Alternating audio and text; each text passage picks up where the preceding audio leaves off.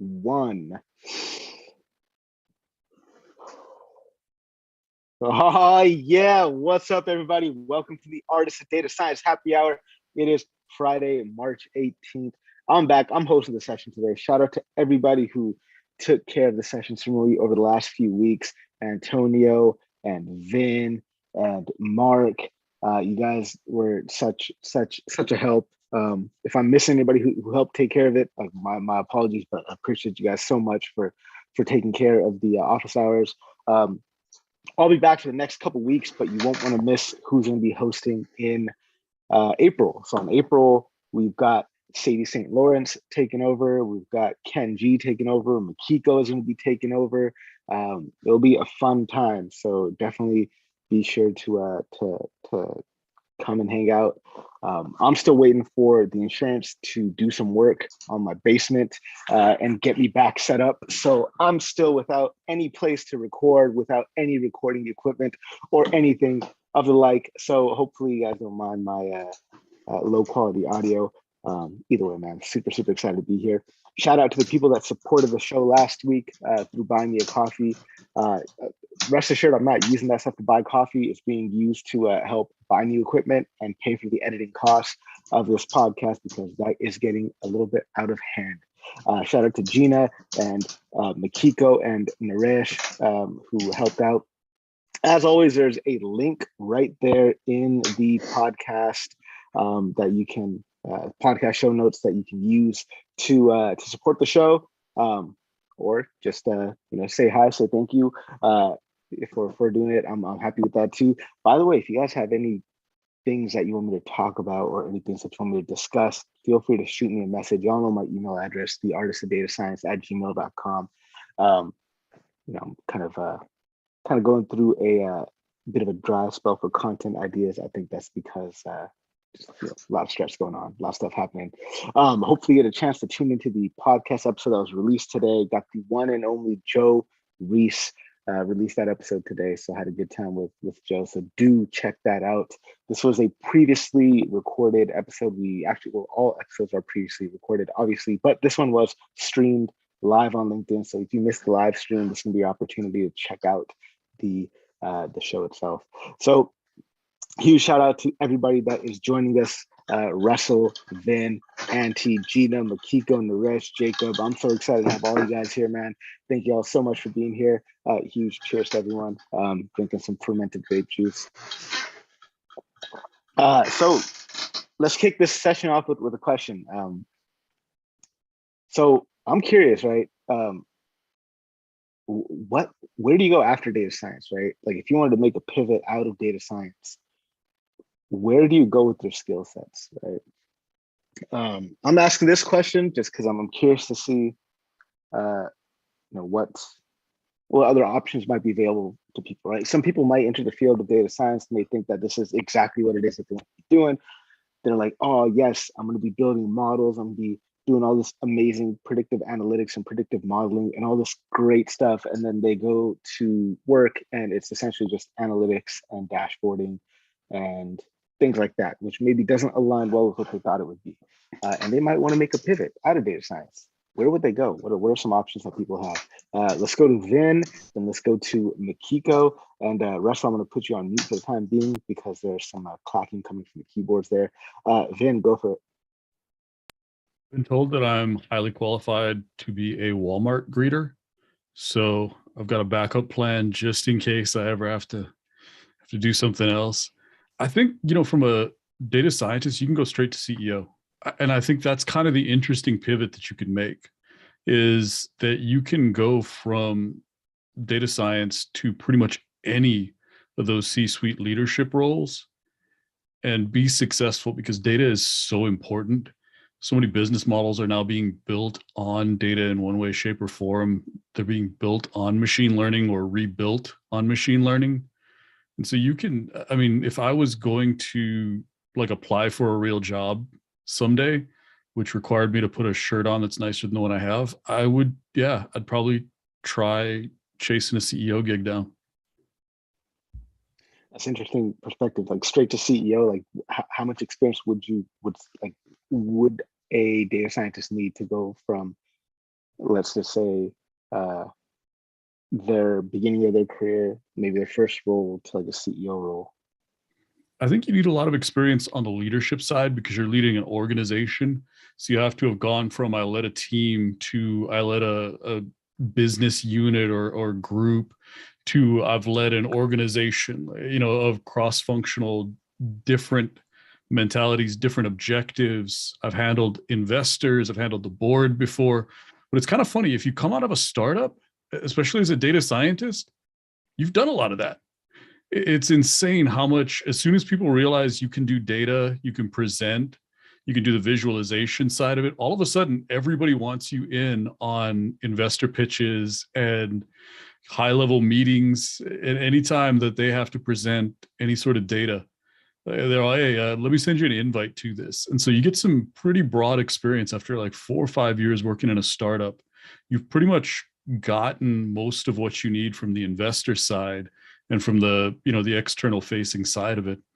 And if you run an organization for 3, 4, 5 years, you can, obviously you're not running, you're not going to run Costco or something like that anytime soon, but you could go into a smaller mid-sized business and be successful. Thank you very much, Finn. And on the point of shirts, man, I'm trying to get to a place in life where all I wear is either black or white t-shirts, and that's it, with 0 fucks given, no matter where I go. Shout out to Danny Ma in the house, Slim Danny, spitting hot fire with that SQL query this morning, man. Absolutely love that. Good to have you here, Danny. So the question that we're just kicking off with, it's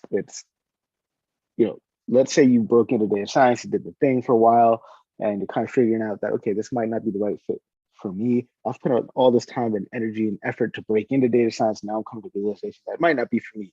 Where do we go after that? That's the topic we're talking about. So I'll give you a couple of minutes to think, Danny. We'll go to Makiko, then we'll go to Danny, and then Russell's got some comments. So we'll go Makiko, Danny, Russell. By the way, those of you tuning in, either on YouTube or on LinkedIn, if you guys got questions, go ahead and put them right there in the comment section. I'll be sure to add them to the queue. Makiko, go for it. The 3 that come to top of my head are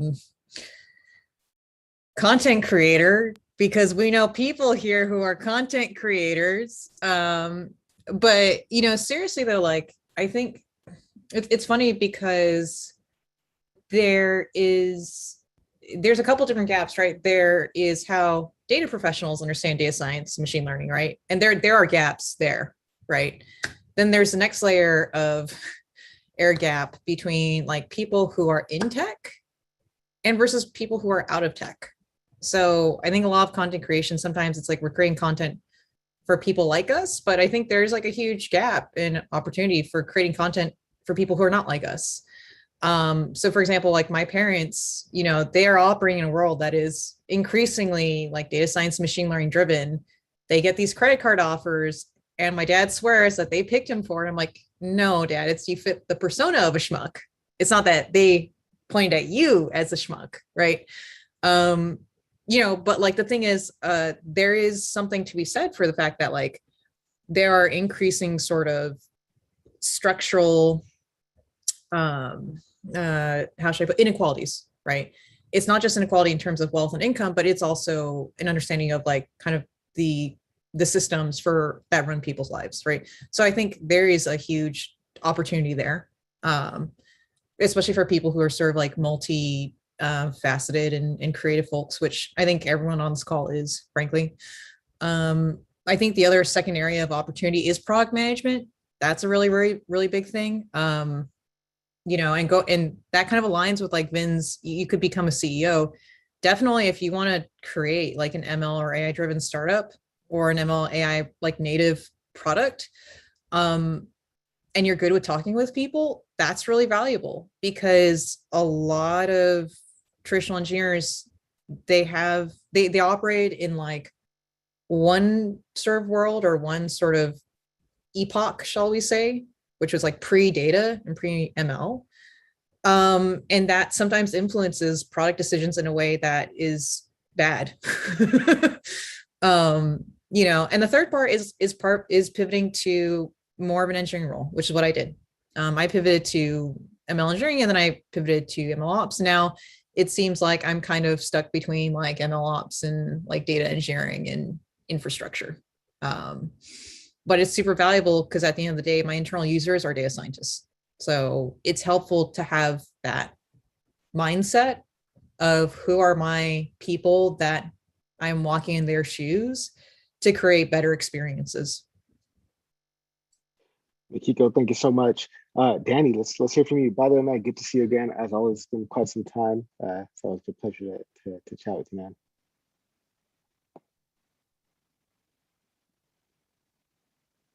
Oh, I think there might be some audio issues there. Oh. Hello. Well, Is it oh, okay? there you go. Yeah, Okay, yeah, works cool. now. Yeah.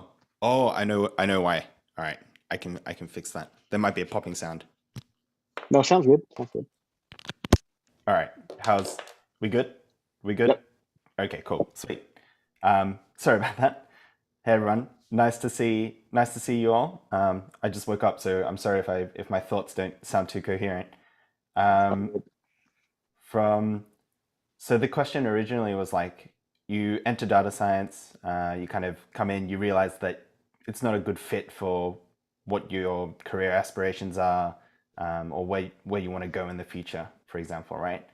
So I've worked with quite a few people who've had the same experience where they came in, maybe they're doing data science in terms of like the machine learning, predictive models, putting things into production, coding a lot, and they just didn't like it. They might have been very good at it and good at procedurally doing the thing, and solving problems. They enjoyed solving problems, but doing all the like fitting models and doing all of that sort of stuff just wasn't really going their way.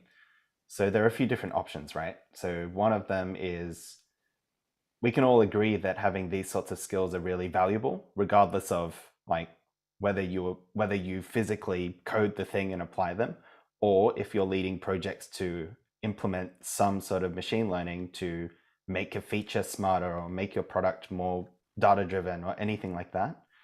I feel that having done a stint in that technical area of data science is always going to be, well, let's call it career capital for whatever you want to do in the future. So if you did want to go down an engineering route, at least, or if you were doing engineering for data scientists, you would know exactly what the data scientists would need.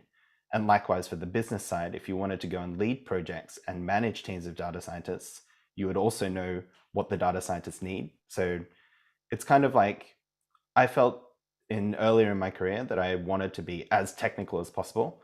And at different points, I got to the level of frustration where I was just like, why are we even building a model for this? Do we even need a machine learning model?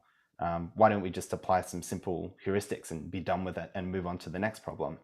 So at different points in time, whether you think you'll not get bored of training models and doing data science and visualizing data and explaining things to stakeholders and everything, I think everyone gets to the point where either you've had enough of it, or you really question whether you want to continue doing this for the next 5 to 10 years. So I think it's quite natural to be thinking about it, and it's a really great question. Awesome. Thank you so much, Danny. Appreciate that perspective.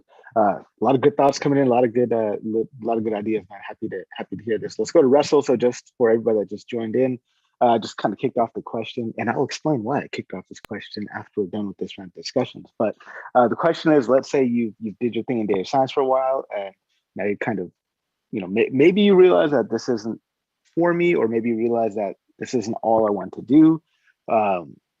What comes after data science is kind of the gist of the question. What comes after data science?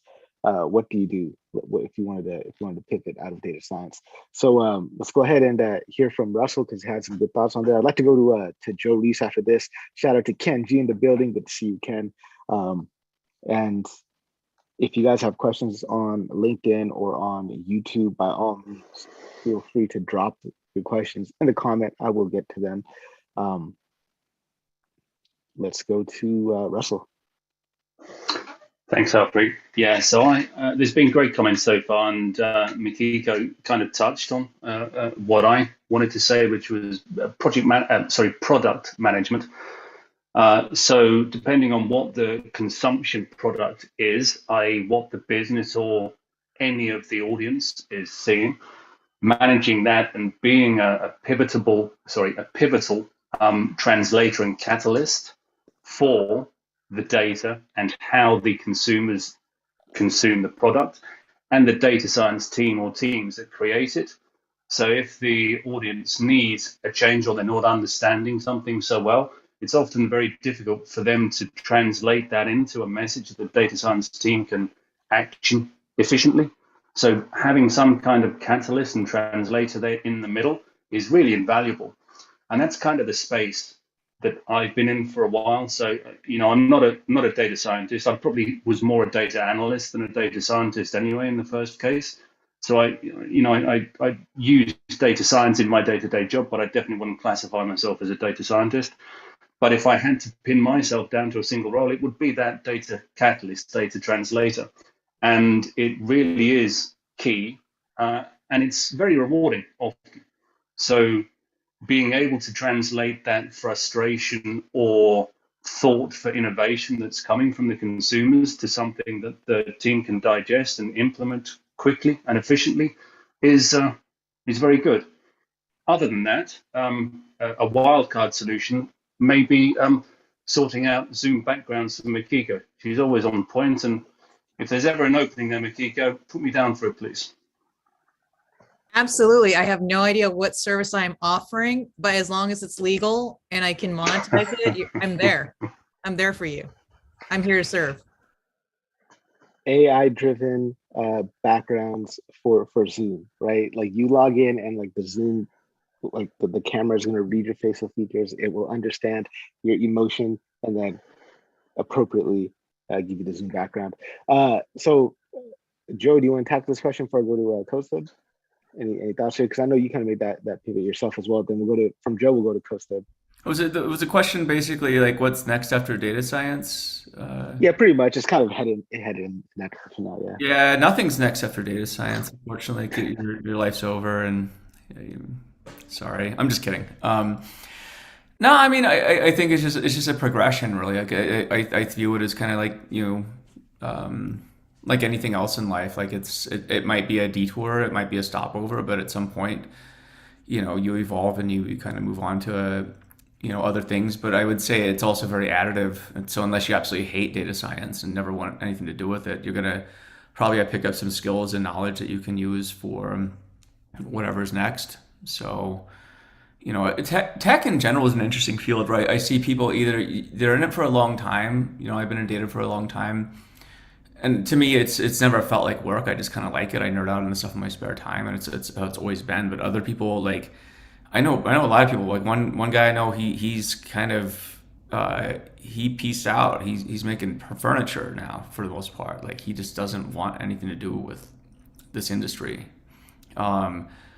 So I think it's just one of those things where either like you kind of transition to some sort of like adjacent role where you can apply your skills to a domain. You go do something else, maybe raise sheep or something. I don't know. So it's just it totally depends. So, but I don't know that you can't really say like, oh, there's nothing left. Like this is kind of the end all be all. Like this is the only thing you can do. I think it's the cool thing is you got some really cool skills. So when as Makiko says pivot, in the chat here, I think it's what, I mean, if you look at, I think the more interesting people I know and some of the more successful people I know, it's not like they set out to do anything in particular, right? They just applied one skill set and happened to move into something else. And then throughout your career, what you're going to find is like when you look back, it all makes perfect sense. As you're going forward, it makes zero sense. And it's probably very scary in that way, but that's fun. So. Yeah, I guess we got the most transferable set of skills. It's not like being an accountant, right? Where all you do is spreadsheets and stuff. We had a good set of transferable skills. Let's go to Costa, then Ken G. Then, by the way, if anybody has questions either here or on YouTube or on LinkedIn, please let me know right there in the comments, and I will add you to the queue. Go for Costa. So this kind of throws me back to something we were talking about last week, right? Where I think someone asked about how do I know data science is right for me or something like that, right? To me, it comes down to why you're doing data science, right? Data science, machine learning, these are tools, right? I'm an engineer. I'm a robotics engineer. I've learned mechanics. I've learned electronics. I've learned software, and now I've learned a bit of machine learning, and I'm using that, to do stuff, right? It's a means to an end. For me personally, it's about the mission, right? For me, the mission is robots. I need to see robots in the real world. Part of that is solving the vision problem or the perception problem, right? If I get bored of this particular set of tools that I'm working in, I change the part of the problem I'm working on, right? It might take a bit of a shift and maybe a bit of a jump backwards, but I can go back to my electronic skills, go back to the mission itself. Now, the question becomes, am I bored of the mission? If I'm bored of the mission, that's a much bigger question, right? And then I go, what's my new why? What's my new reason for doing stuff? I think I've seen a lot of data scientists and developers in general that are in the space because the space is big, right? There's been this big push for data science. There's this huge gap. We need to get loads of data scientists in. And I've seen a lot of people that'll just turn around to me and say, oh, I'm in data science because I love working with data, which is a fantastic answer, right? Because you're doing what you love. But then there's a higher step of guidance if you have a mission that drives why you're working with a particular tool set. At the end of the day, let's not forget that these are tools, right? Like, for all you know, CNNs and transformers might be completely obliterated by the next thing around the corner. We just don't know what's going to come along, right? So I try not to get too aligned to, oh, this is my toolkit and I love my toolkit and I am, man with a hammer kind of thing. So I think ultimately that's the question we've got to ask ourselves is, what's our mission and why are we working in a particular problem set, right? It's a part of that mission. And I guess sometimes we get disenchanted by it as well. I'm really curious, and I heard this is a rumor, so I'm not sure if this is true or how true this is, but Joe Redmond, the guy that came up with the YOLO, right? Eventually he apparently kind of said, yeah, I don't want anything to do with object detection because of the way of how it was being used, right? So all of these networks, all these advanced technologies that can be misused, what happens if we see that? Like, what if I see, oh, robots are in the real world and they're all being used for destruction? I don't want anything to do with it, right? That's when you got to do a bit of self-assessment and really figure out what you want in life, right? That's a much bigger question than just, oh, I've got these transferable skills. It might literally mean that I go do something completely different. I might look into my music or something else, right? So it does come down to, why are you doing what you're doing, right? If you don't know why you're doing data science and you're just doing it for the sake of it, you're more likely to get bored and find something else, if you know what I mean. Kosep, thank you so much. Let's go to Ken G. By the way, if anybody has questions, again, let me know in the chat here, on LinkedIn, on YouTube. I'm monitoring it all. Ken, good to see you again, man. Yeah, good to see you too. First, I love all the backgrounds that are going on right now.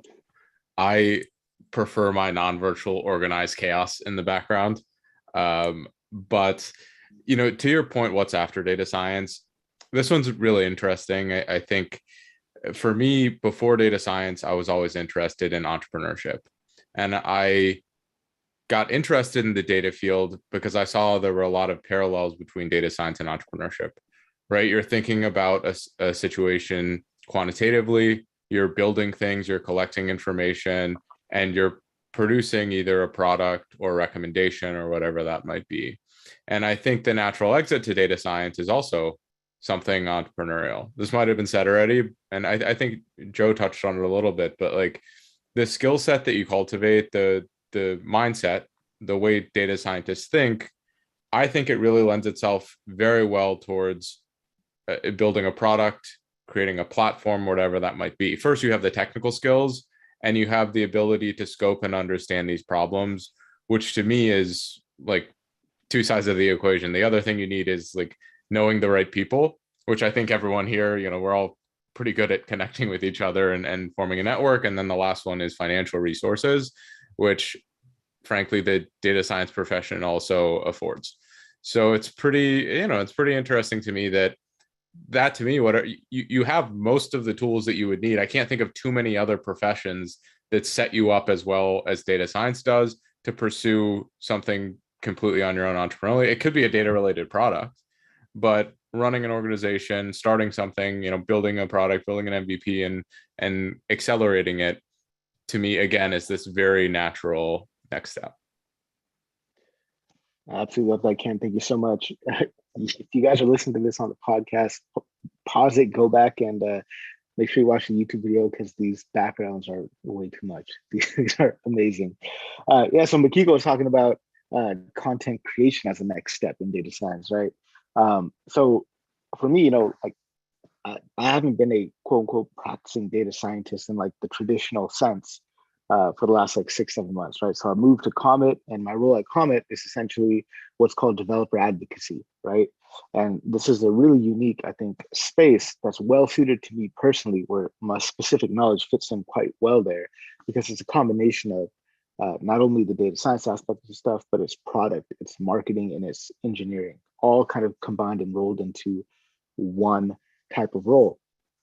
And my main like job at it, at Comet is to create content about our product so that it eases people's experience using the product. So there's that aspect of it, and then just kind of like the raising awareness about the product and the marketing aspects of it. And I've really been fascinated by this role, this developer relations, developer advocacy type of path. It's been like an obsession of mine, and this is going to be something you guys are going to hear me talk more and more about quite a lot. Just also just quick announcement. Like I'm leaving Comet as of next week.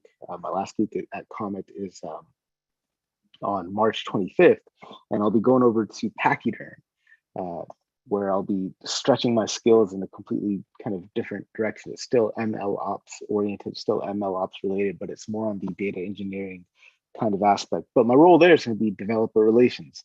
And this type of role, I think, is such a high leverage role, because to be successful in this role, not only have you had to been a good practitioner, and you have to demonstrate that you've been a good practitioner, but you have to learn to build, you've got to learn to sell, right? This is one of those unique opportunities where you get a chance to do a little bit of both. And the fact that this type of role crosses product, engineering, marketing, and it's high on content creation, it's fun, it's interesting. So I definitely urge you guys to look into the developer relations or developer advocacy type of path that sounds interesting to you.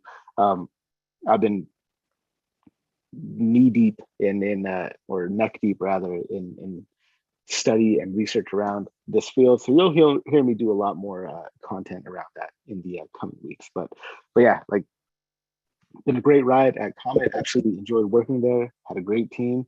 It was a super tough decision, but ultimately there's some intangible facts that led me to go with Pachyderm. One of which was that it's been my dream to work at a Silicon Valley startup that's backed by Silicon Valley investors. I grew up in Northern California, so that has always been a dream of mine, and so that's happening with Pachyderm, and that to me just means a lot. And yeah, I feel like I'll be able to have a huge impact there. But why did I make that change from individual contributor, individual practitioner into this type of role? Because I feel like the impact I have as just one individual in one company doing stuff for that particular company is not as impactful as it could be in a role where I'm kind of guiding the industry in a sense, and being a thought leader for the industry, and helping develop and set best practices for machine learning and ML ops for the industry at large. So I feel like this type of role allows me to have more impact on the future of machine learning. But yeah, developer relations, developer advocacy, that is the path I am going on. Looking to see if there's any questions coming in. There's one question coming in on LinkedIn. Somebody's asking why it's hard to get your first internship in data science. Is that a question that anybody wants to tackle? Other than it just is. Does not look like that is. Let me add something new to what Harpreet just said. Yeah, please. It just and then is. We'll go to Ken and Coasted. Yeah. It just is. Let's go to Ken and then Coasted. And then, by the way, like I said, you guys got questions, please do leave them right there in the chat, in the comment section. We'll be sure to get to them. Ken, go for it, then Coasted. So I've sort of a weird two-part answer. So the first, I think, is it's hard to do anything for the first time, right? You need proof of work. You need why is someone going to hire you, right? They want to see experience. They want to know that if they're going to bring you in and pay you money, they want to be sure that you're going to at least do a suitable job. I think the barrier for internships is significantly lower than a full-time job. You're looking at maybe 3 months versus potentially 5, 10, 20 years. I would push back on that though. And I'd say that for some people, it isn't that hard to land their first internship. And I think it's really important to study those people to figure out what they're doing differently than what you are to be able to land those things.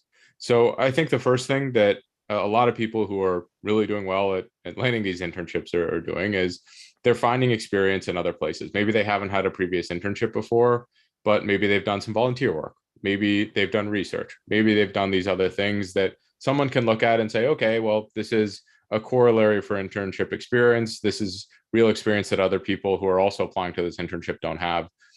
Why wouldn't we look at that?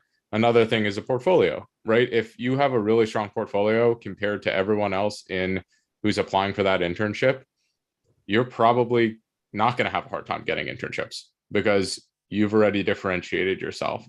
And, another thing, if you're like, wow, it's my freshman year in college, I barely know that much programming, I want to use this as a learning experience, communication and reaching out is another way you can differentiate yourself. If you're using different channels to get in touch with people, if you're connecting with people on a different level, maybe the content of your conversations or what you bring to the table on that end, you're also probably not going to have too much trouble getting an internship because you're differentiated in that sense.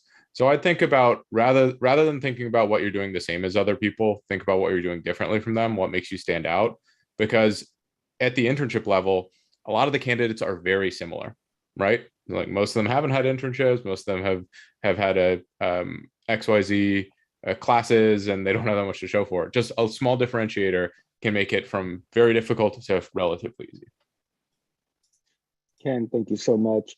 Shout out to Ben Taylor in the building. Good to see you, Ben. It's been a while, at least since I've been able to chat with you here. Let's go to CoStub. The question that we're at right now is, why is it so hard to get an internship in data science? So after CoStub, we will go to Danny, and if you guys got questions again, I think Gina has a question. So after CoStub and Danny, we'll go to Gina's question. Cool. So I see kind of 4 parts to this, right? 4 separate factors that are creating pain points and getting internships and first jobs, right? I think I'm more focused on first jobs than internships necessarily. So the first and foremost thing is that data science is not as linear a learning path, in the sense that a lot of the time it relies on both technical expertise in multiple fields as well as some domain knowledge, right? So there's a bit of a weird thing where if you've been in a domain, let's say I've worked in med tech for like 4 years, right? I develop enough knowledge in terms of the problems there are to solve in that space, right? So having that domain knowledge could make me an expert in med tech and data science and the confluence of those 2 areas, right? So over time you build that up. So it's a lot harder to do that early career. That's one. Can't solve it, that's okay. Let's not worry about that. Right? The main thing you got to worry about is what are the things you can solve and can fix. The second thing is proven track record, right? It's hard to prove your track record, but arguably I agree with Ken. It's easier to prove your track record in something like data science than it is to prove your track record with mechanical engineering or electronics or robotics or something else like that, right? I can't build a whole robot on my own. I might be able to build a little toy, a tiny robot, or it's a big investment cost to go get, 3D printers and stuff like that to show my mechanical design skills right to fruition, right? I might be able to get CAD software or something like that. But with data science, there's data available for free. There's tools available for free. You pretty much get $300 on GCP, and it's not terribly inaccessible, right, in comparison. So yeah, I don't think there's huge barriers to entry in that sense, right? So go ahead and build that portfolio. I think that's the big thing if that's what you're missing. But then there's the other 2 sides to it, right? I think a lot of companies are still in a space where they're uncertain on the value provision that data science poses for them, right? So a lot of companies are keen to hire their first hire as like a senior ML engineer or a senior data scientist or someone like that who can come in and they don't know what value is actually going to be added. So a lot of companies, while they might have data science roles up, they're kind of still only looking for those senior people who can kind of prove out the value of the role and the value of that kind of field for that company, right? So I don't think there's as many lower like entry level data science roles as there are the senior space, because of the maturity of companies' data readiness. And the third thing is kind of along that lines is a lot of companies that are data ready don't necessarily have the built up maturity in their data team, right? Now, in order to have an intern or a entry level engineer, they need guidance, like not from necessarily even a data science perspective, but how do you operate professionally? How do you deal with clients? How do you deal with internal, bloody office politics and stuff like that, right? Like there's so much that you learn on operating, particularly in large corporate environments, right? But even so in startups, right? How do you know boundaries in terms of this is how work should be versus I'm getting, exploited over here, right? It does happen. So essentially, it comes down to, is a company ready to take on an intern or a grad and actually give them adequate experience, right? So that's the other side of it. So that maturity of the companies is there. And given that this whole data science as a field is still at this stage, it's quite an early career stage, right? That those career maps for this is what a graduate should have and skills should have isn't established industry wide, right? This is what an entry level should have. That's not established. Because that's not established, university degrees aren't 100% sure what to aim for in terms of saying this is what we're going to teach a data scientist and expect them to know graduating from it, right? So the degrees that we have now, there's very few bachelors of data science. There's always masters of data science. I'm starting to see now, I think Sydney University and a couple of others are starting to offer bachelors of data science here in Australia, but we're only starting to see that coming through the woodworks, essentially. So I think over the next 4 or 5 years, what we'll find is it'll settle to like a mean where we go, okay, this is kind of what we all expect industry-wide of entry-level data scientists. So your bachelor's degree courses can focus on that, give them a specialty on there, and then you'll start to see that pipeline smooth out, right? I think it's early industry stage is part of the, essentially part of the problem. And in that, if you can make yourself stand out with a great portfolio, initiative is what gets you ahead on that front. So yeah. Costa, thank you so much. Let's go to Danny Ma, then Eric Sims, and then some great questions coming in on LinkedIn. One of my former colleagues, Kyle An, has a question. Was that he helped me do some good work at Price, so I can't wait to get to Kyle's question. But we'll go to Danny, then we'll go to Eric, then we got Gina's question. Then after Gina's question, we will go to Marcelo, and then Kyle's question, both coming in from LinkedIn. Awesome. Thanks, Harpreet. I'll try and keep it short because we have many things to talk about. I think if you're having trouble trying to find a data science internship or any sort of internship role, 9 times out of 10, you're probably looking in the wrong places. Whether it's let's say the party on the other side wants someone who can instantly start doing work and producing value, or if they're looking for people to actually mentor and coach and grow and kind of put a bit more trust in their skills as well. So it really depends on this like supply and demand dynamic on what people are looking for. So I think that's one thing. The second thing is probably everyone has trouble trying to differentiate themselves. And differentiate yourself doesn't necessarily mean like have the best portfolio or Kaggle results or anything like that. It's you have to stand out in a way which is like at a very high level, but in a general sense, like different to other people who are going for the role. And it has to be in a way which puts some sort of faith in the person who wants to bring you on as an intern, that you'll actually be able to help or that you fit that culture. So that's another thing to think about. But definitely there's a lot of my focus or my value proposition that I give to all my students and my following is essentially how do we bridge this gap between what is needed in industry and I want to break in, or if I want to do a career switch or anything like that. So I've been thinking about this a lot, but I don't think I think we'll cover it another time because there's a ton of stuff that we can talk about. And you do this virtual internship as well. So go ahead, plug that, man. Tell people about that. Where can they find more? For sure. So thanks for the opportunity, Harpreet. So I run Data with Danny. It's essentially, you can check it out at datawithdanny.com. My plan was essentially to provide this sort of internship experience through a series of courses, essentially. And my plan was to do multiple courses covering some of the skills that we learn, technical skills that we learn as data scientists on the job. So the first one that I taught was SQL. So my first course is Serious SQL. You essentially learn SQL through doing many case studies, as realistic as possible. Some of the things that we all do on our jobs. And the plan was to have another future course in Python and other stuff, machine learning, statistics, etc. But I've just kind of focused on SQL as a major pain point for a lot of people coming in, especially when you're forced to use a database. You've never used a database before. A lot of the data that we pull when we're data scientists is coming from a SQL database. So it's really critical to have those sort of fundamental skills. Outside of that, I do a lot of teaching for O'Reilly as well. So I have some SQL stuff on O'Reilly. I have an upcoming interview video masterclass sort of thing that I'm trying to produce with them. So that's my current project right now. Yeah, and you do like the serious SQL is like serious stuff, right? Because you got people in Docker containers and working on the command line doing SQL and stuff like that. So that's very much like closer to the real world than just kind of, just doing it on like, I guess, course or whatever. But yeah, awesome stuff. Now you guys check out Danny's stuff. Eric Sims, you had your hand up.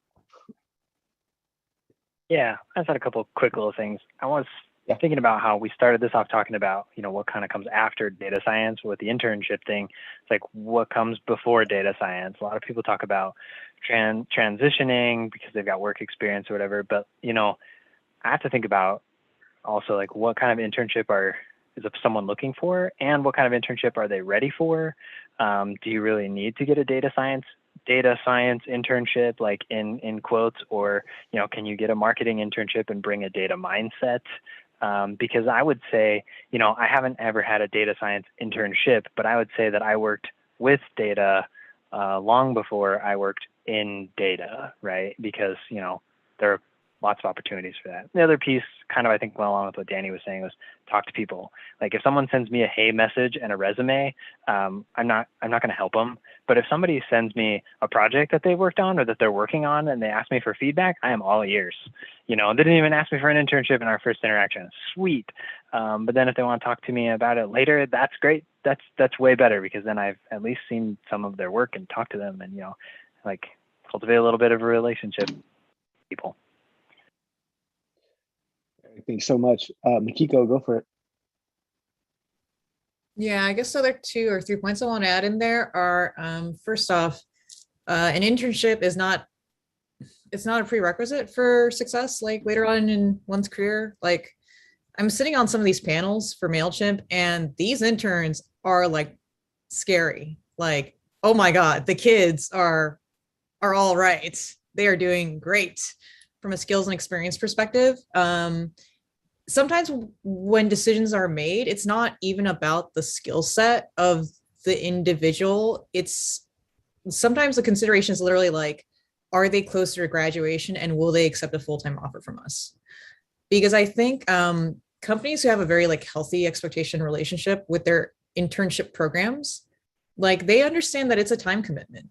Like, we're not bringing on an intern with this understanding that the intern is going to provide immediate value. Sometimes they do. Like they pick a really cool project that's been kind of scoped for them, and they run with it, and it becomes a cool new feature. And that is awesome. Or, the MVP, like a new tool. That is fantastic. But it is a time commitment of the senior engineers or the partnering engineers. It is an investment. Part of it is to do the talent pipeline, but also because it just makes us kind of like better in general as like an engineering community or a data science community, right? So when we look at candidates, sometimes we are literally going like, okay, there are this batch of amazing people. We get to only like, we have a batch of like, let's say 10 candidates. We only get to pick 2. Like we don't get to say, but could we please do offers for all of them?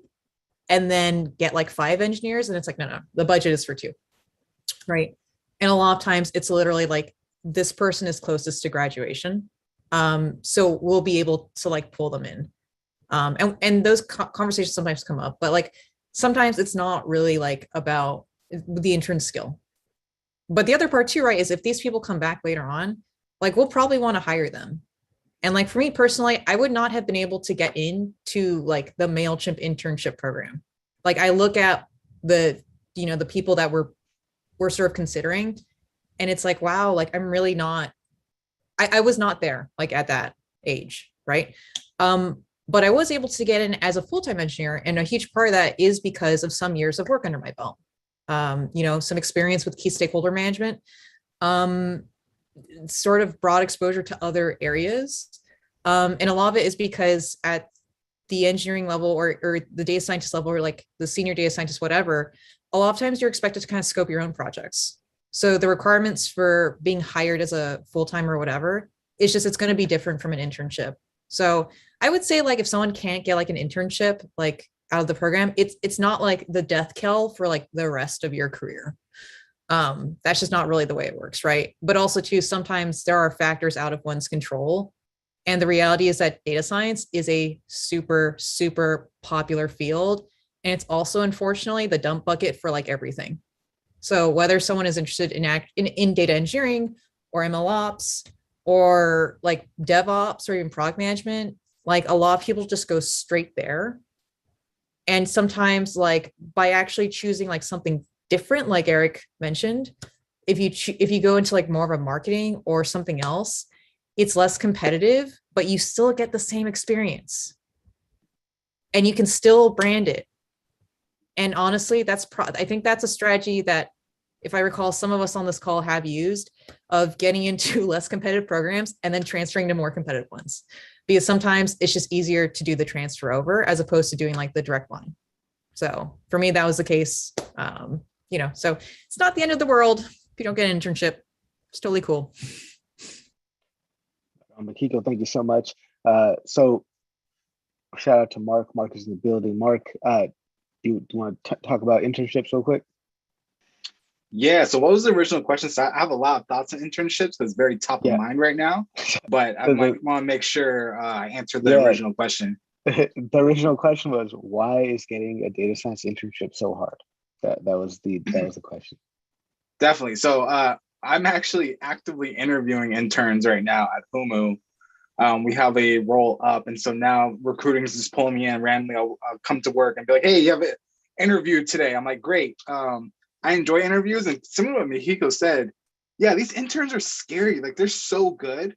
I interviewed individuals last week, and one of them in the notes, I literally wrote, "I feel like I can learn so much from this individual.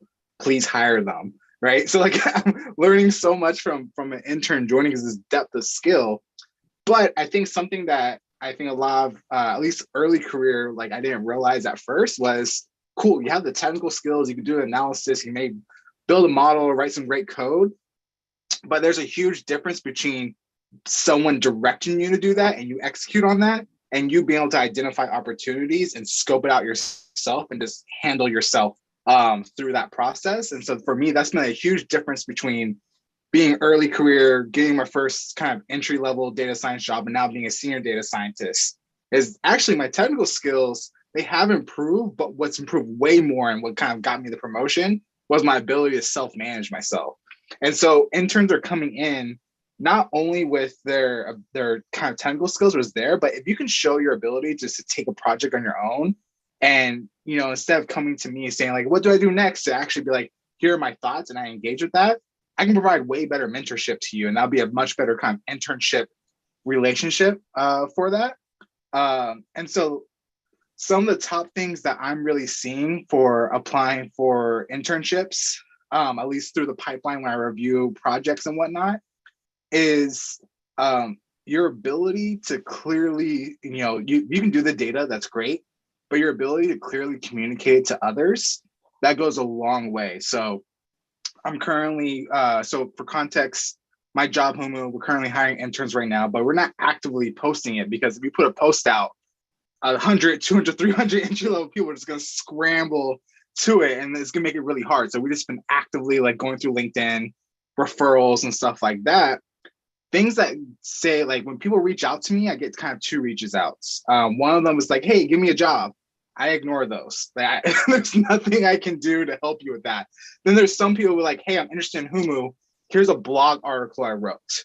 And I read the blog article and I'm just like, oh my God, this is exactly what we're looking for. I go straight to my manager and give like a quick pitch on Slack, like why we need to hire this person.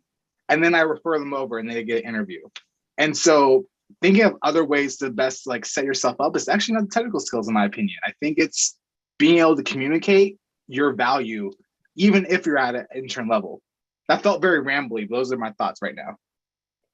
I absolutely love it, Mark. Thank you so much. Let's go to Danny Mao. But before we go to Danny Mao, I just want to give you guys a hint of questions to come. Gina has a question about knowledge graphs and how knowledge graphs are used in business.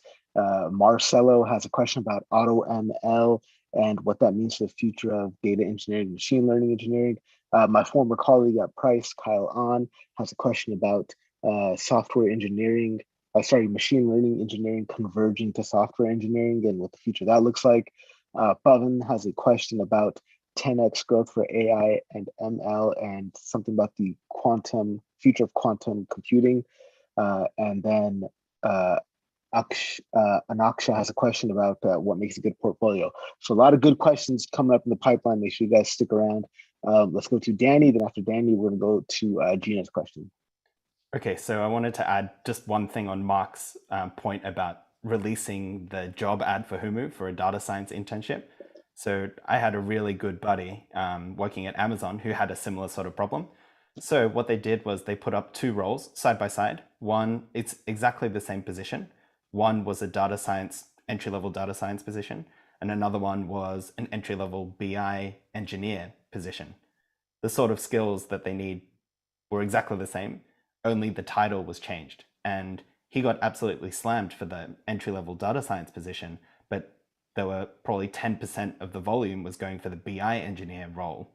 And I think what a lot of entry level people coming into our industry, what they don't realize is maybe the BI engineer skills of having a lot of SQL, maybe being able to do data visualization, build some pipelines, communicate the value that you're doing, try and solve some business problems. That's the thing that people are looking for. We're not necessarily looking for people who can build crazy models or know all the deep learning algorithms and other things like that. But deep learning is really cool and all, but just something to throw in there. That's it. Awesome. Thank you so much, Danny. Let's go to Gina's question. Hey, so thanks a lot.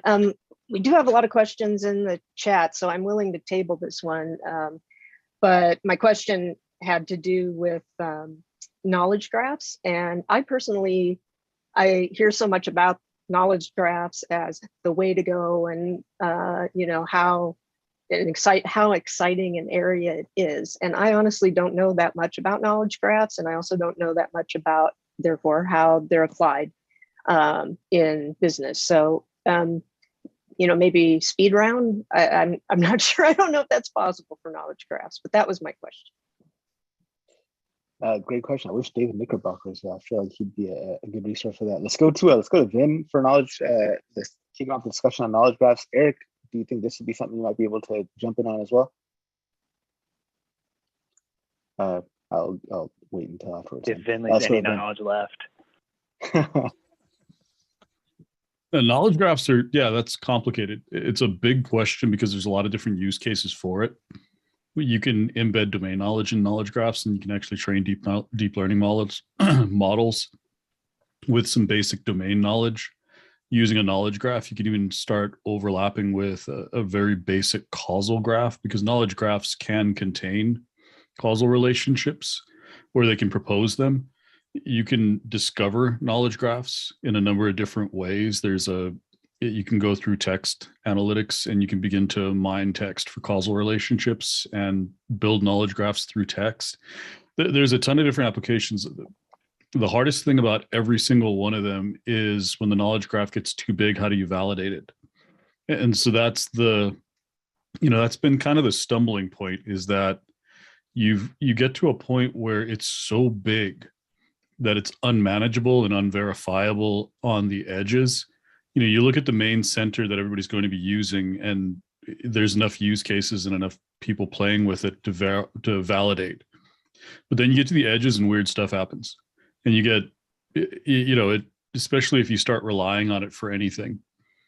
And even something as simple as just document search. If you create a knowledge graph based on your HR document library, you can ask the knowledge graph some questions and get some real interesting responses about some unintended policies showing up just because there is a relationship between, harassment and whatever healthcare question you were asking. Somehow all of a sudden you're getting recommended for harassment training. So it's got a lot of positives, but it's really complex, and there's just a lot that can go wrong when it gets big. Ben, thank you so much. Anybody else have any thoughts or insights on knowledge graphs? If I may, I've not had opportunity to use them other than in code, but Ben, I wanted to ask you a question about them, and maybe this will help Gina. It seems like they could be automated on the output side or manually derived on the input side. I've even come across people seeking my help when they were cleverly using them as inputs for deep learning networks. But is all that accurate? You asking me, Tom? Or are you asking Ben? Ben always sounds like Ben. Yeah, it does. I know. I'm always guessing. Let me say Ben from Reno. There we go. Well, Ben's from Reno too. This is confusing. Ben, I feel like I've hurt your feelings, but trust me, it was unintentional. I'm not qualified to answer that question about the graph stuff, so I will default to Vin. Yeah, you can use them to train deep learning models. It's one of the ways that, and the biotech field has been using this pretty regularly to train deep learning models with a type of domain expertise.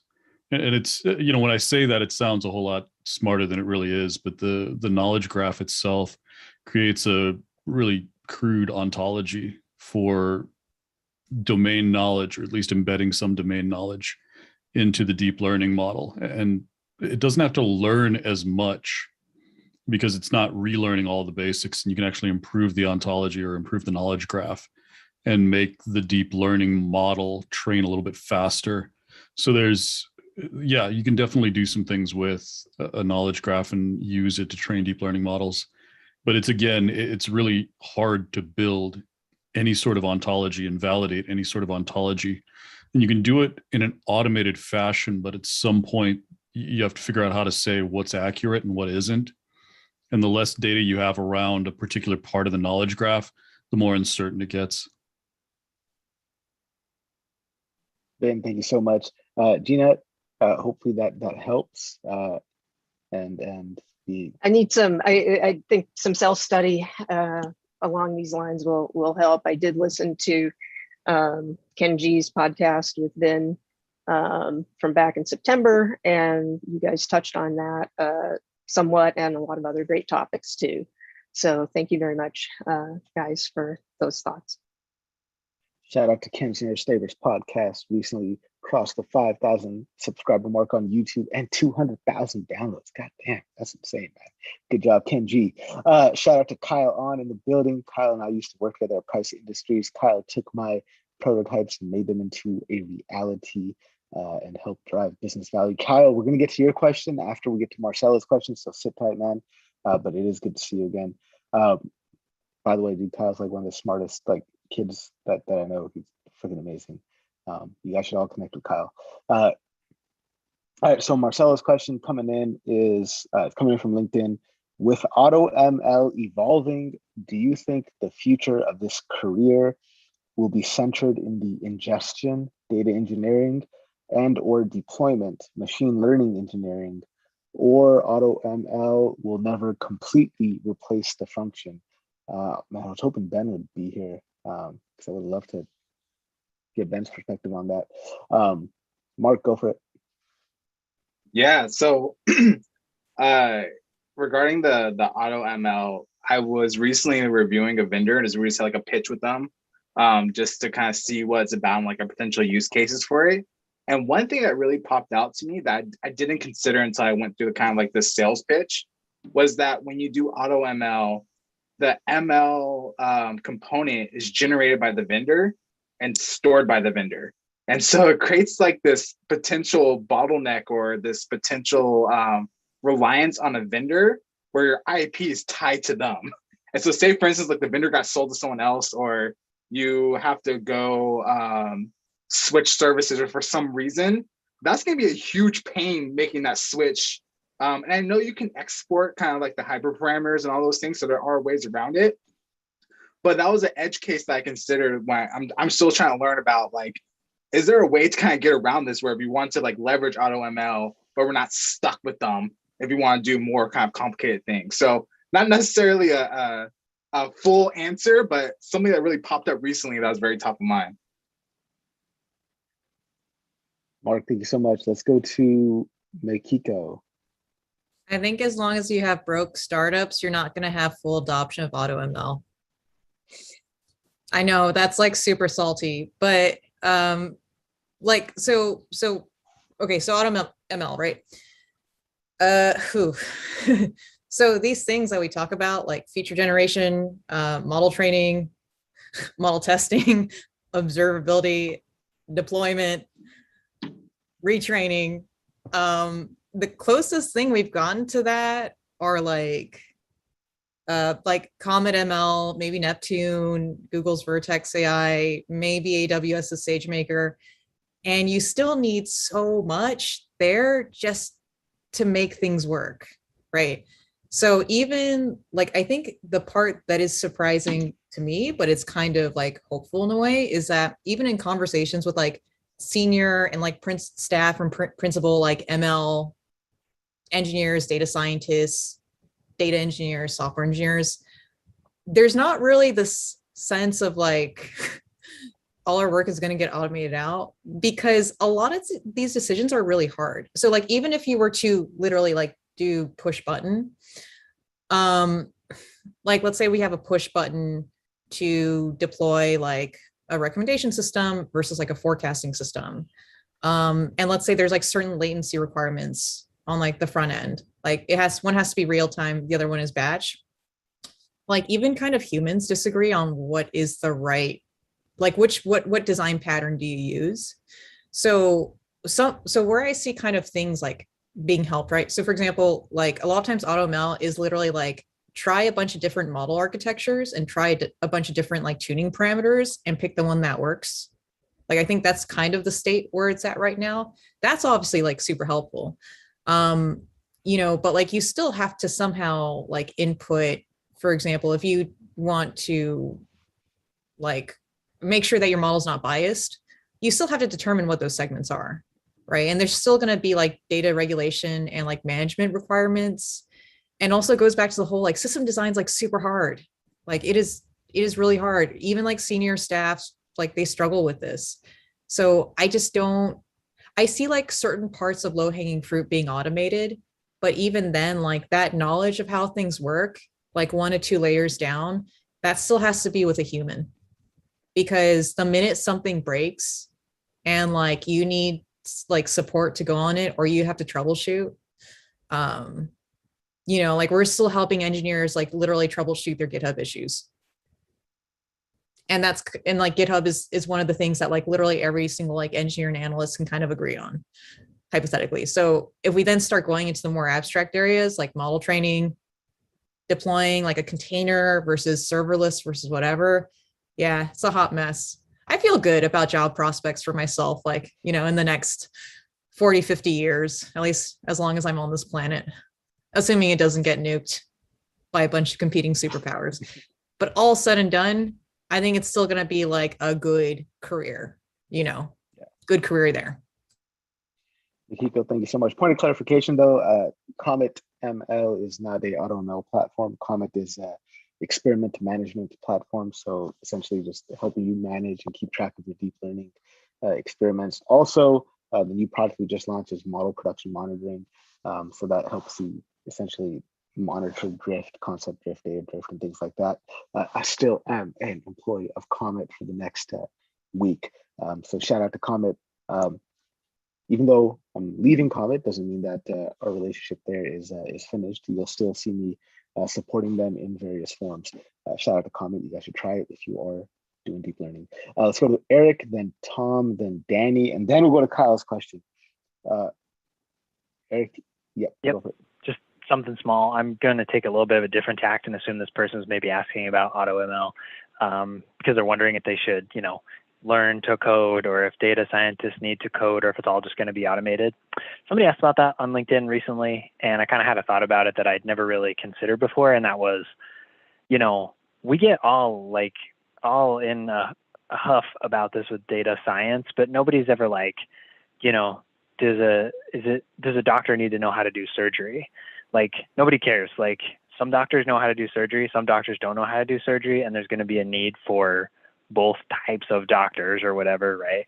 Same thing with, if you know how to code, or if you can use these auto ML tools, or if you know Alteryx or whatever. It's kind of to Mikiko's point about as long as there are underfunded startups or whatever, there will always be a need for a wide range of skills. And so if you are way into AutoML or you have the opportunity to pick up the skills, awesome. If not, then that's okay, because there's a company out there that's going to need your level of skill, and just keep working at it, and then you can find that right match.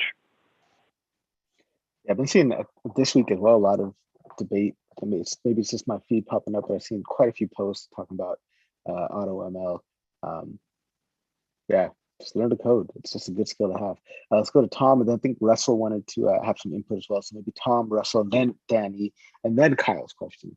So we'll do that order. Tom, Russell, Danny, then we'll go to Kyle's question. So I think this is a cool question. One thought, I think most of the people here that can code could create their own AutoML platform given enough time. That's my confidence in the level of people that are here. Second, we've seen something like this in the past where managers thought, oh, great, we have these finite element analysis packages now. I don't have to hire an expensive mechanical engineer to do this analysis anymore. Well, guess what? They found out just because you had a fancier tool didn't mean you didn't need to have a really smart person running it. So throwing AutoML in the hands of a non-data scientist, I think that could be a recipe for disaster. But wait, there's more. There's so much work in the pipeline that requires a lot of careful, thoughtful coding. But most of all, and this is what completely gets me, Greg and I love to give this talk on return on data, Greg Caquillo and I. And it's with this spirit. Why do we have such an emphasis on how many machine learning models get into production when 80% of the work and insights can come from that 80% you do before you get to the predictive modeling? For example, if you're doing your job and you're really looking at multiple models and you're always looking at linear and logistic regression, you've done good feature scaling and reduction, you've got a good Pareto of feature importance. Well, to me, that's more actionable data to your greater organization than what you predicted, because they can go act on the knowledge of that feature importance Pareto. So I applaud what Mikiko was saying. Yeah. And by the way, I love Dennis Rothman, but he's really into transformers and he thinks they're going to take over all of data science. And I'm just like, I love transformers too, but I don't agree with you there, because there's still so much grunt work to just find out from the data what features are most important to the business. Let's act on those instead of just chasing after predictions. Let's do prescriptive analytics. Okay, I'm off the soapbox. Awesome. Let's go to Danny, then Russell, then we'll go to Kyle's question, then Kenji has a question. So that will be the order of operations. So Danny, Russell, then Kyle's question. All good. I think you swapped the order around between me and Russ, but I'm happy to go first as well. Yeah. So It's all good. Go for it. all good, all good. So I think AutoML has a place, definitely, in terms of like, it's there for a reason. It's when you know exactly what sort of data set and what sort of problem you're trying to solve, and you just need a really damn good model to be generated by that process, and you want it to be regulated, or especially if you want to share it with regulators as well. That's another point that just flew into my head. But a lot of times when we're trying to like identify the problem and work with business stakeholders to actually figure out what the heck they want to predict anyway and what sort of actions they want to drive off the model, the intricacies of building up like a really good target variable is very challenging. And then over time, that target variable will change and you need to monitor it. And then out the back of it, once you have a really good model, then you have to think about, okay, how am I going to use it? Do I run an experiment? Do I try and embed it into some system so it starts serving recommendations to people? How do I know whether my model is performing well in production? There are all these sorts of factors around the whole machine learning process, which is definitely not covered by AutoML. And I think that's where we can kind of lean in with the expertise of, we know how to build models and we know how to use data and analyze models and all of that good stuff to actually drive better outcomes using this new technology. So I think AutoML has a place, but there's still people and processes and strategy around what gets done around all the ML. Thank you so much, Danny. Let's go to Russell, and then we'll go to Kyle's question. Thanks, Aubrey. So coincidentally, I posted something today on LinkedIn that was about no code, low code, or pro code. And whilst it didn't explicitly reference AutoML, I think that's distinctly one of the parts that I was trying to get to with the post. So firstly, it was a two-way post. So the one direction was not everybody needs to code. It seems like data science and coding is the zeitgeist, is the de rigueur thing, and everybody wants to go towards it. And I think that's kind of a mistake. We shouldn't be pushing everyone towards that. Yes, it's great, go towards that, but we're also going to need people that can do jobs that don't require coding. So that was one very basic thing. And the other way that's more in line with what we're saying about AutoML here is that AutoML is great, but as Danny was saying, and other people here, you need to understand the code that's beneath it. If there's something that goes wrong with it, you need to be able to trace the issue. So I likened it in an analogy to, say, electronic calculators being used back in the day and mathematics skills dropping as a result because the school syllabuses were allowing the pupils to use calculators to do their arithmetic, and their ability to do mental arithmetic dropped. So if you took the calculators away from them, they were kind of lost. And I think it's the same here. If you have anybody, you train them to use AutoML and they don't have a grounding in the code and something goes wrong, they're going to be lost. Or say the tool crashes, or you take it away from them, or move somewhere else to another company as a data science that doesn't use AutoML and they need to create the models from scratch, then they'll be lost. So really, great tools, but you need to have the grounding and the methodology and the practices to be able to create them yourself, to be able to use them effectively and stably. Awesome. Russell, thank you so much. Let's go to Kyle's question. Kyle and my former colleague at Price, the guy who took my ideas and helped productionize them. Good to see you again, man. It's been a while. Hey, man. Yeah, good to see you. Hi, everyone. My name is Kyle. Yeah, by the way, your model is, I've improved it so that we have more explanatory model. People can now feed in more input as they want dynamically, and they can see the profit margin based on suggested multiplier, which is interesting, right? Hey, man, that's awesome. That's awesome. Yep. So my question is this: I have a strong software engineering background, and I'm currently working as a data architect in two organizations, Price Industries and Slalom. As I learn more about statistics and data science, I'm studying actually. I'm about to finish my master's degree in statistics at UBC. I feel like that data science is essentially That data science that most of the companies actually do is essentially 80 to 90% software engineering plus 10 to 20% of some taste of, let's say, statistics or data science knowledge. So my question is, do you guys agree that the machine learning engineers or machine learning field will be eventually converging to software engineering? And I see a lot of observations, especially in FANG companies, that senior software engineers are able to pick up the machine learning fundamentals and they switch to machine learning engineers. And I see that a lot. Probably I see around me, I even myself, I'm in the same route. So I wanted to see what everyone's thoughts are around that. Great question. Let's go to Vin. Let's go to Makiko, then Vin on that. And then if anybody else has some input here, just go ahead, raise your hand. I'll be sure to add you to the queue. I used to think that it would, but now I think this idea of convergence is almost imposing a false dichotomy. In that, like, so I've worked as a data analyst, I've worked as a data scientist, went to ML engineering, then now went to ML ops. So living a lot in the software DevOps side. And I feel so much better about my life. So I think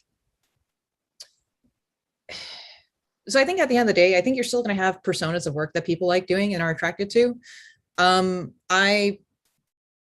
If you toss me a data storytelling analysis, experimentation design thing, and someone was like, here's $10,000 to do it, I would be like, yeah, I'm not doing that. I'll pass that high value opportunity to someone else on this call, to other people on this call who are much better at it, because I just like it so much that I am willing to take that 10K, project, give that money to someone else. And if they were like, oh, here's 2K to do like an engineering POC where you're probably gonna have to work overtime, I'd be like, yeah, I'm a sucker, let me do that.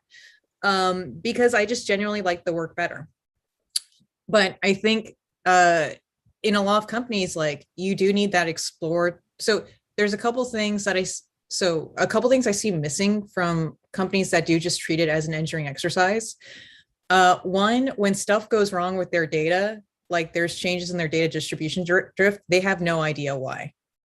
The second thing that goes wrong is when they're actually trying to deploy models for testing, even if it's like shadow testing or like a full-on multi-arm bandit thing, if they don't have any like fundamentals and statistics, like they might, for example, and we've had this happen in a healthcare setting, they might not get the appropriate sample sizes to actually run those tests, because the reality is most companies are not at Google scale. Like, it's not like they can run the test for one day and get like statistical significance like within an hour, especially in manufacturing, like health tech, and other areas. So I think you lose a lot there. I think also too that like the benefits that I see a lot of the amazing data scientists I work with that I don't have, is they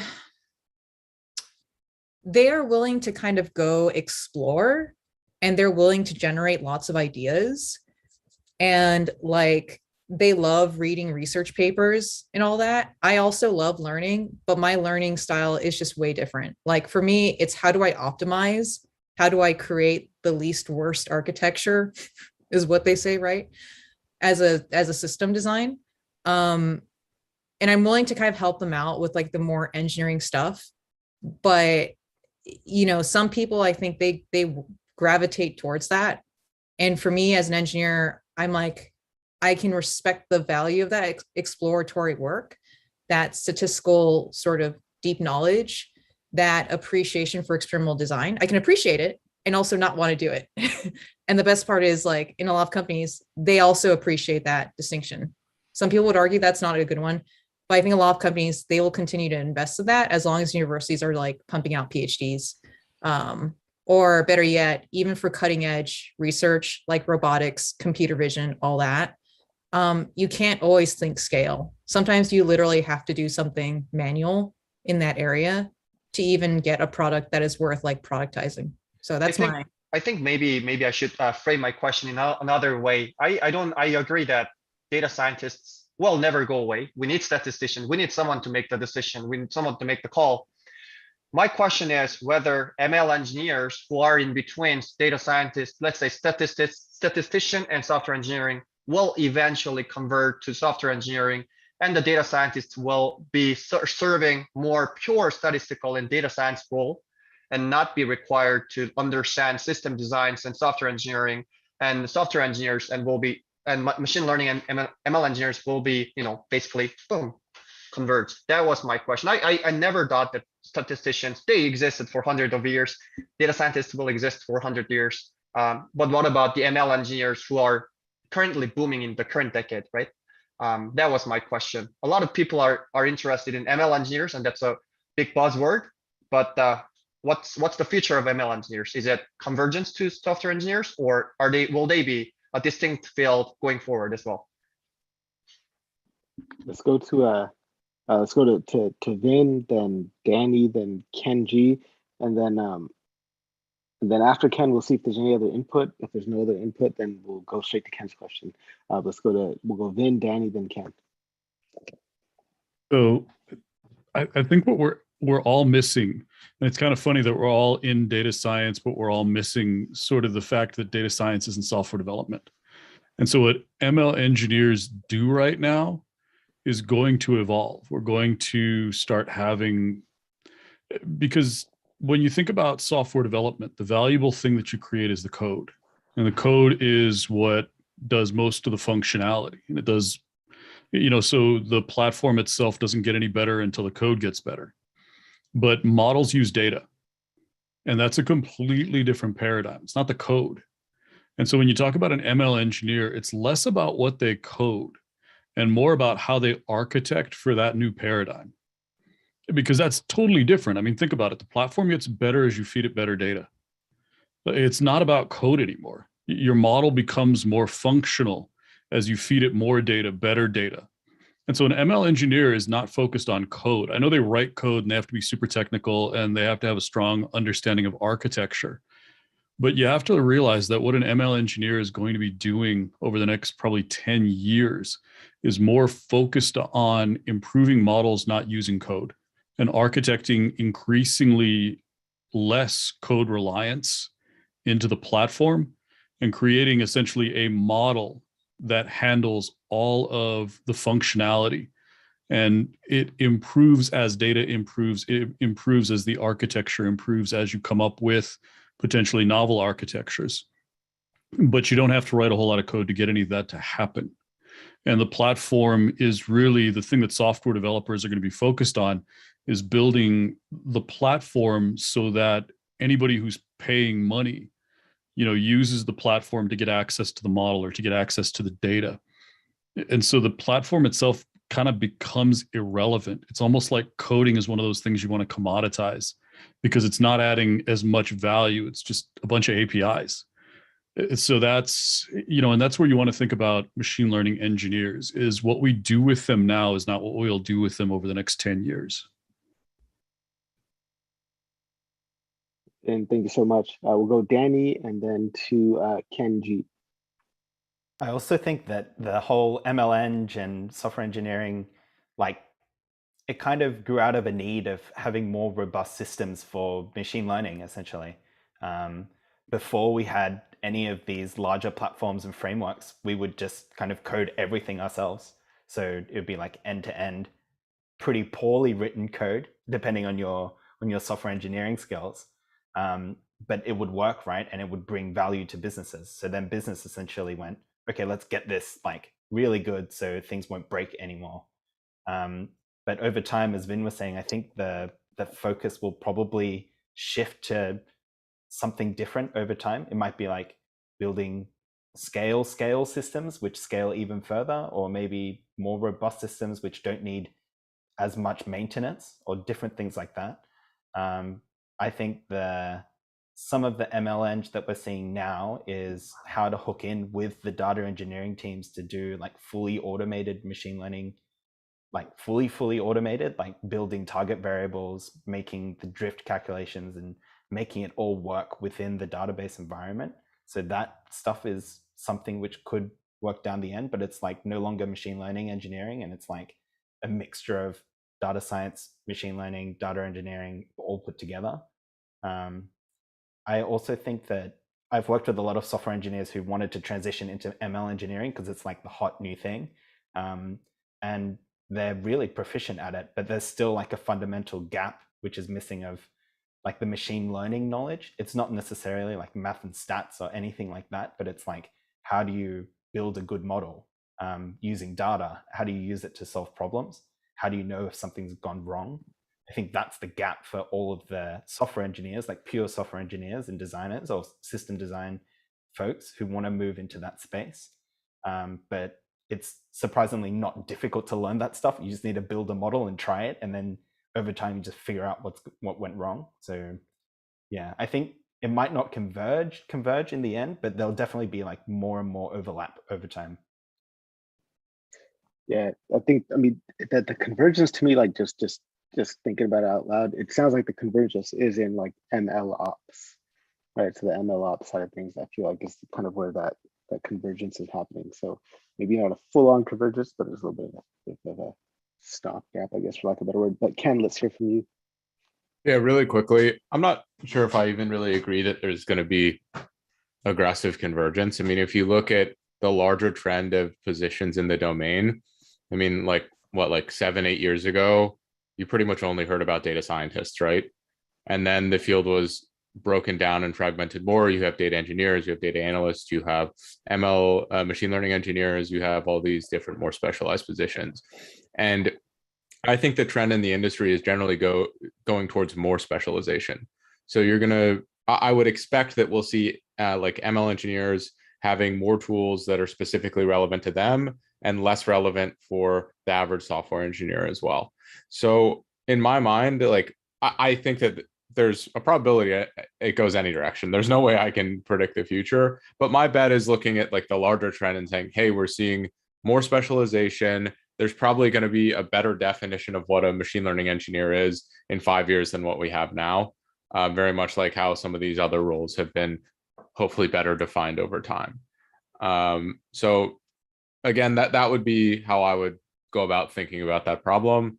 And that, as someone in your situation, as a student looking to advance your career, that's something you might also want to pay attention to, is like, what would I want to specialize in? If I wanted to specialize among these positions, like which one gives me the most flexibility, or which one, if I go down that path, can I have the greatest return on going forward? Kyle, what do you think? Any follow-up questions there? Hugo, any follow-up add-ons or anything? I think I was always curious of this question. You know, I think I even asked this question to you, Harpreet, a couple of years ago. But I think the answer that I'm hearing is most of people agree on that it's going to be, if not more, if not less, it's going to be only more specialized, and that's what I also thought as well. But a lot of folks, or a lot of people around me who are software engineering background, who moved into ML engineers, surprisingly realized that what ML engineers do are most of ML engineers, not the most advanced, let's say PhD level of data science, are pretty easy to pick up and learn. And that's why they were, last Friday we were having a beer night, and they were thinking of, oh, maybe it'll be converged into software engineering eventually. And I think I agree with you guys. It's going to be even more specialized, if not.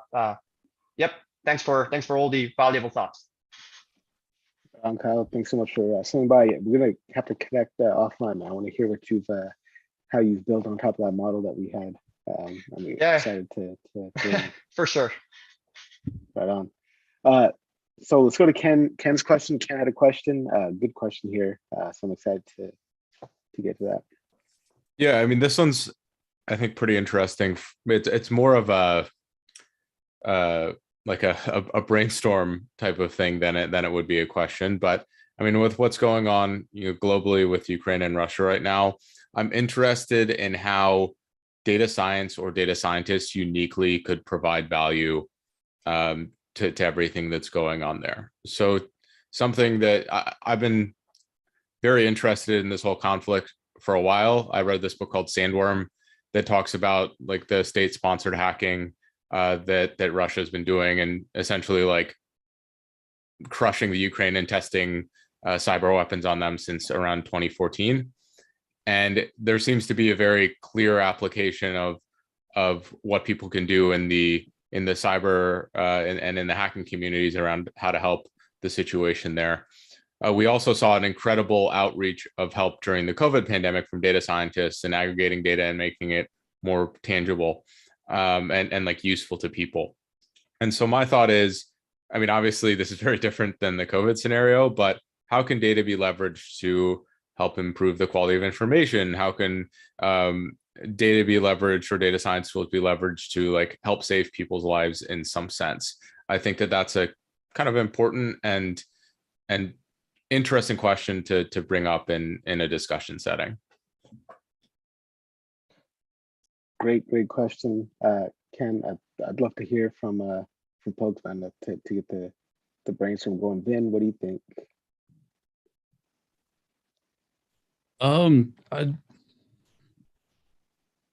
I've got some like a NDA type thing here, so I can't really. I know that sounds like a strange answer, but I can't really answer, and I'm really sorry.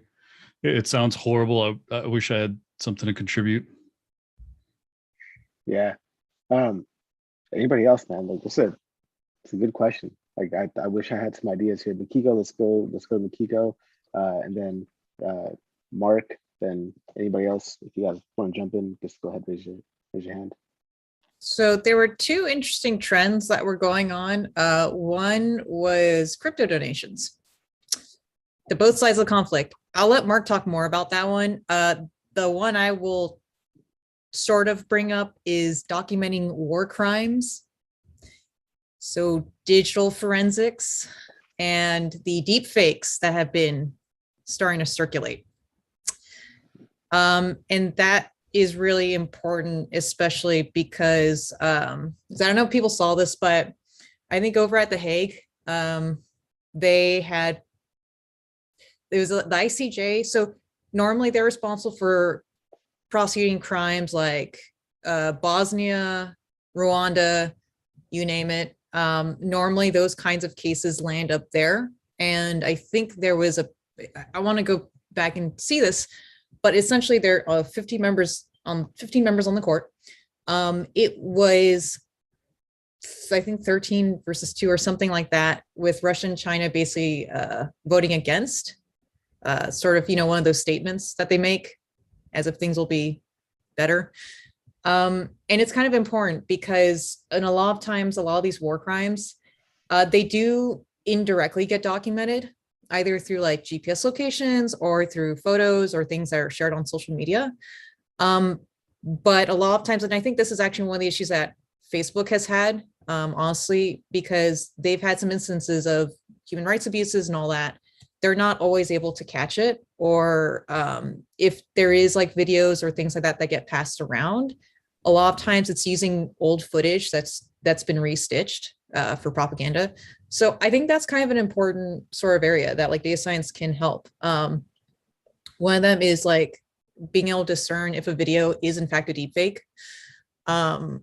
Another part is documenting potential like forensic crimes that happen, and doing some crawlers in that.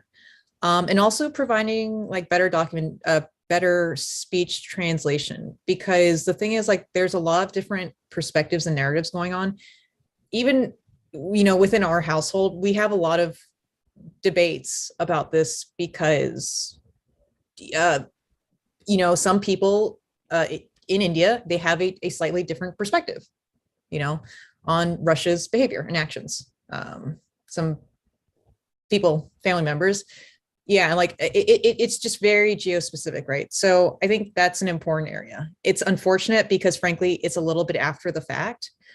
But I do think that when there is this whole narrative of going on that, like, for example, a theater that's been bombed, filled with families, I think that kind of veracity of information becomes super important.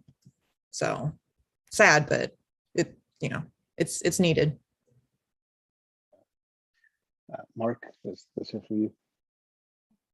Yeah, so thanks for bringing up this question, Ken, because I think there's been on a lot of people's minds too. Is like how can you help considering this like huge humanitarian crisis? I think one thing that I've kind of struggled with this is that when I became a data scientist, one thing I said to myself that I would never do is like I'll never use data to like that can be used to kill people. I refuse to do any defense type of work. And I've even had clients where like they'll say like, hey, we're proud to be veterans. And I'll double check with them. I'm like, yo, that's cool. Are you doing defense or are any of your clients defense? Because if it is, I just can't do it, right? So that's been a challenge because a lot of like the crowdsourcing, there's like a mix between humanitarian aid, like Red Cross and like getting supplies and like getting bullets and be able to trace like where it's going to where. And that's been something I've been really struggling with. Going back to like what you can do within that vein, and I think Makiko really already highlighted this, but I'll tie it back into kind of like the Web3 blockchain thing, is data mining. There is so much information out there, whether it's like propaganda or Twitter or like where things are moving. And I think something that's been highlighted in this kind of crisis and this war is the role of cryptocurrency for funding things. And there's two kind of arguments, right? So there's one supporting Ukraine and like quickly deploying money to them without having to worry about bank transfers and all that type of thing. But also for the Russian people who are kind of innocent in this, where their country and the leadership is like completely going all in this, and some of them aren't even aware.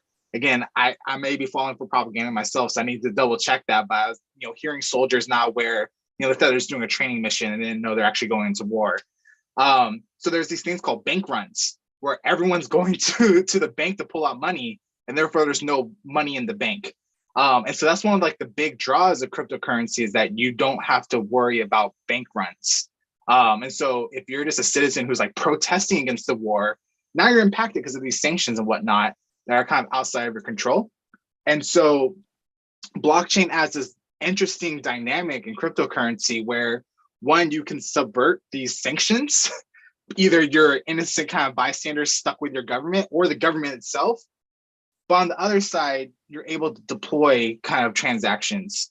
And so I think something I saw, I forgot, I think it was like someone from MasterCard, they raised like $10 million through NFTs in like 30 minutes and was able to send it directly to Ukraine like NGOs. And what's really interesting about that is, if you donate to an NGO, like just through like your credit card or something like that, like you have no idea how it's used or where it goes. With cryptocurrency and the blockchain, every transaction is saved for the public to view. You can go on otherscan.io and view those kind of send and to from kind of thing. So there was one project where they did a Twitter thread like, hey, we raised $5 million. This is how it's deployed. Here are the contract IDs. You can look it up for yourself. We sent this much here, and we're setting up a wallet for this other NGO. You can check back in 10 weeks, right? So things you can do is like, if you're really, I do have some links, but if you go find them, this is where I think like network analysis can become really interesting, especially we were talking about graphs earlier, is that you can trace kind of exactly where the money's funneling from and who's it going to. There's this phrase kind of like the blockchain doesn't lie. Everything's stored on there. Ben's raising his eyes. There's probably some ways to lie. We just don't know about it yet. We can now validate kind of where my money is going. Is it actually going to the people that I expect it? But also you can quantify how much of this cryptocurrency is actually subverting from these sanctions. That was a very long-winded answer. But just trying to give you a perspective, like, what's happening with cryptocurrency and how data scientists can mine that data to actually fact check people. Mark, thank you so much. That's great too.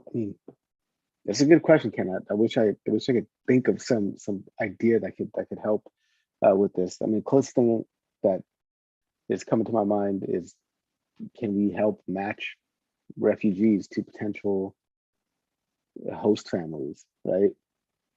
Collecting just information on host families, collecting information on refugees, maybe finding, recommended families for them to go to, or, maybe, I don't know, recommended geographies based on the skills that they have so they can move somewhere and just quickly get kind of up on their feet.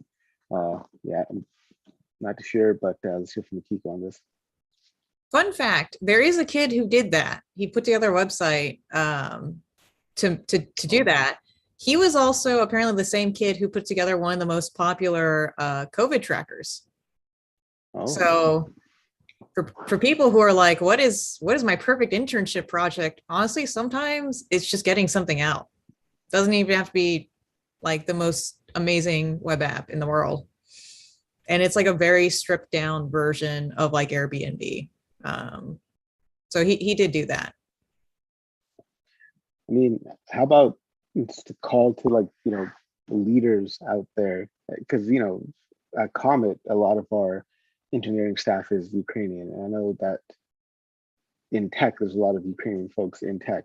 What can we do to help sponsor them, bring them over to either States or Canada? I don't know, like opportunities, job opportunities for people. Any other thoughts here, Gina? I just posted a couple links in the chat, but obviously for people just listening to the podcast, there is a coalition of companies, Adobe, ARM, BBC, Intel, Microsoft, and Truepic, form a coalition to develop end-to-end open standard for tracing the origin and evolution of digital content. And that caught my eye. That was actually February 22nd of last year. And I had a long time ago worked on an anti-counterfeiting project when I worked at Hewlett Packard, specifically in the realm of pharmaceuticals, because at the time they had plants in Puerto Rico and they did work with pharmaceutical companies. And so it's just a fascinating area. And it applies, tracking and tracing applies across practically any industry you can think of. I'm sure we're all aware now that counterfeits go way beyond just like electronic products or handbags or, clothing labels. There's just, you can't believe the amount of stuff people counterfeit. And a lot of times it's in China or other places around the world. But this new initiative, well, it's not so new now, it's a year old, but point being that that could be a way or an area to look into, Ken and anyone else who is interested in that. So I initially found this, I can't remember how I saw the initial announcement, but anyway, on Microsoft's blogs, they talk about this. So one could search and easily find it. Awesome. Gina, thank you so much. I know there's a couple other questions on LinkedIn coming through, but we'll go ahead. We'll have to table those for next week. So I hope you guys do come back next week and ask those questions. I promise to get to those first and foremost on the show. One of them was about quantum computing. I was hoping that Mr. Kokia would be in the building since he's our resident quantum computing expert. But Greg, we need you here next week for that. And then this question about a good portfolio, we'll talk about that next week as well. So yeah, hopefully next week I'll be at a co-working spot. I'll probably, my house is proving to not be a good place to stream from because I keep getting blinded by the sun. So yeah, we'll do it from the co-working spot next week. And then in April, we've got 3 co-hosts or guest takeovers. Ken G is gonna be taking over. Sadie St. Lawrence will be taking over, and Makiko will be taking over as well. Hope I can get somebody else in there to help out as well. Yeah, man, you guys are awesome for being here. Thank you guys so much for taking time out of your schedule to join me. It's been good to be back. Felt good doing a full office hours. I think I haven't done one probably since early February. It's been like at least a month since I've hosted. So it felt good to be back, y'all. Wrapping up my last week at Comet next week. Just getting some good content into the pipeline. Even though I won't be working there, I will still be having positive relations with them. You'll probably still see me help and support them and whatnot. I'm excited to be headed over to Pachyderm, doing some awesome stuff with them. So keep an eye out for that. Be sure to tune into the episode that was released today with Joe Reese, the boss mayor of the Data Nerd Herd. It was a great episode, so be sure to check in and tune in on that. Auntie, thank you so much for hooking it up on the Buy Me a Coffee. Guys, remember, check the show notes if you're tuning in on the podcast. There's a link there that you can go and quote unquote buy me a coffee. I'm not actually buying coffees with that stuff, using it to get new equipment and pay for some editing because haven't had sponsorship from the podcast for a while. So that being said, if you're a CEO or a CTO or a founder and you want to get some exposure for your show, reach out to me. We'll work out a sponsorship. Y'all, thank you so much for taking time. I just scheduled to be here today. Remember, my friends, you got one life on this planet. Why not try to do something big?